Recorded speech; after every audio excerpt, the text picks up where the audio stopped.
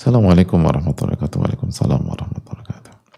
Semoga Allah selalu merahmati para ulama, ustadz, keluarga, tim, dan seluruh kaum muslimin. Amin ya rabbal alamin. Begitu juga yang bertanya. Amin ya rabbal alamin. Ustadz izin bertanya, bagaimana caranya agar cinta kita kepada pasangan atau anak tidak melampaui batas dan tidak melebihi cinta kita kepada Allah dan Rasulnya? Jazakallahu khairan, barakallahu fikum, barakallah. Di antaranya doa kepada Allah. Gak ada yang lebih baik daripada doa. Cinta itu hal yang sangat misterius. Cinta itu nggak bisa kita kontrol, nggak bisa kita kontrol.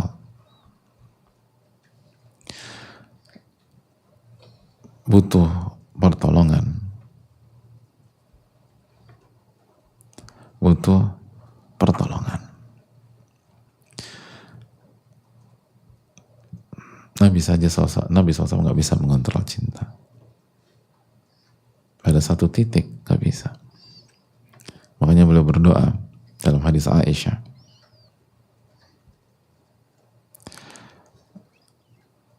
Beliau mengatakan, "Fala talumni fima tamliku wala amlik." Janganlah engkau celah aku dalam hal yang hanya engkau yang memiliki dan aku tidak memilikinya. Maksudnya apa? Mengontrol cinta. Itu gak bisa. Jadi doalah kepada Allah, minta kepada Allah. Doalah, Allahumma inni as'aluka hubbak wa hubba man yuhibbuk wa hubbal amali alladhi yuqarribuni ila hubbik. Ya Allah, berikanlah aku cinta kepadamu dan mencintai orang yang mencintaimu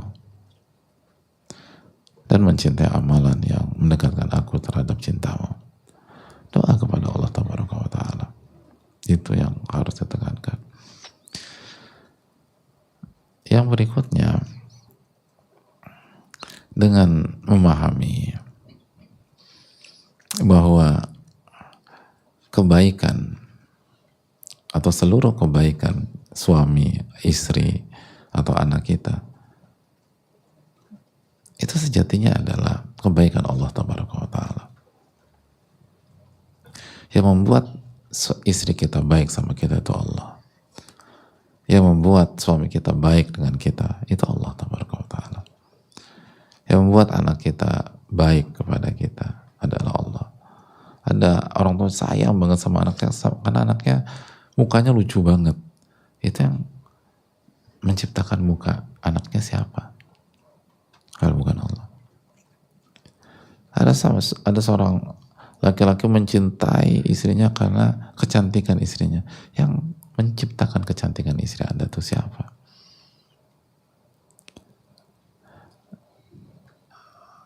Jadi itu ada suami mencintai istrinya karena istrinya tuh setia belasan tahun, bahkan puluhan tahun. Belasan tahun, 17 tahun, 18 tahun, 19 tahun menikah. Itu istrinya setia sekali.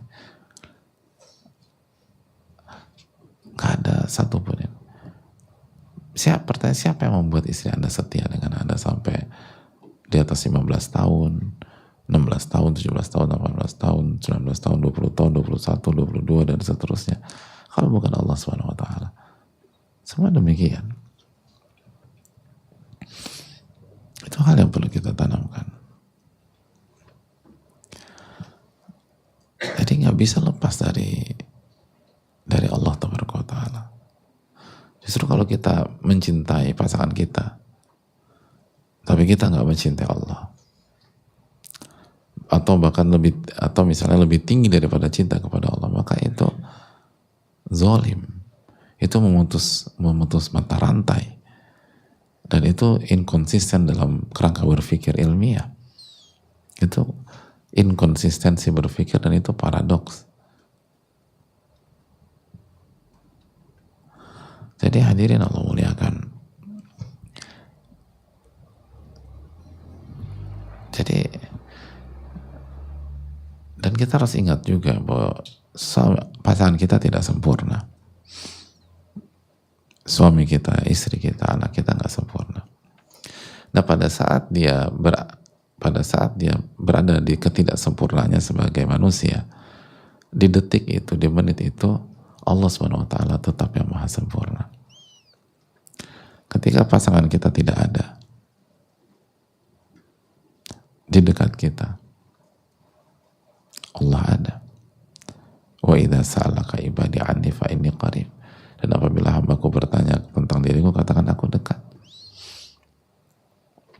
Di saat pasangan kita dan nggak bisa menolong kita, Allah bisa. Allah menolong kita. Di saat pasangan kita atau anak kita nggak bisa menyembuhkan kita dari sakit kita, Allah Asy-Syafi, Allah yang maha menyembuh.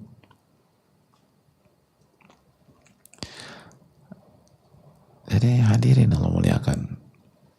Jadi bagaimana mungkin kita bisa menyamakan cinta kita kepada pasangan dan anak seperti cinta kita kepada Allah? Apalagi lebih parah lagi, melebihi cinta kita kepada Allah Tabaraka wa Ta'ala.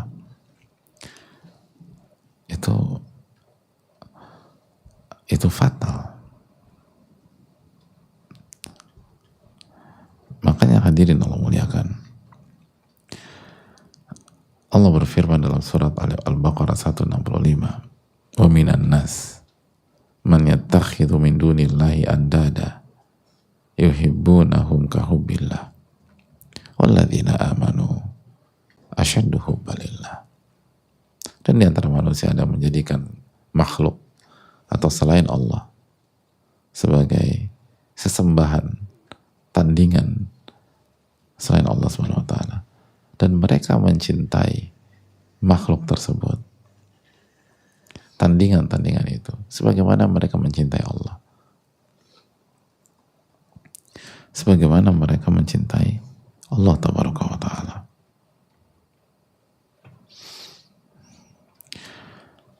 Hadirin Allah muliakan, lihat, mereka mencintai makhluk-makhluk tersebut sebagaimana mereka mencintai Allah.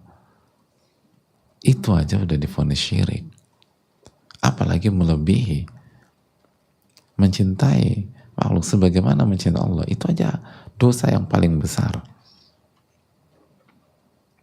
dosa yang paling besar.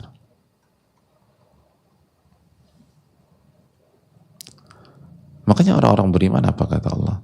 Walladzina amanu asyaddu hubbalillah. Dan orang-orang beriman itu sangat mencintai Allah dan melebihi cinta mereka kepada siapapun juga.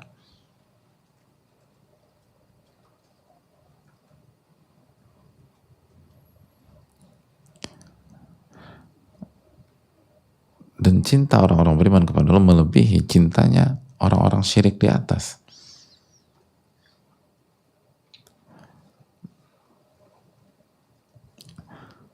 Jadi hadirin Allah muliakan,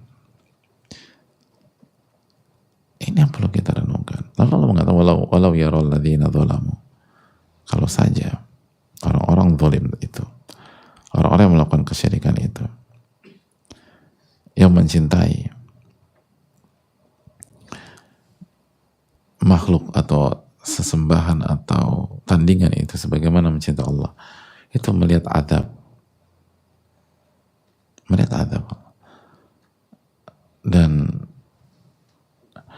dan bahwa kekuatan itu milik Allah semua dan Allah pedih siksanya, maka seharusnya dia tidak melakukan hal tersebut.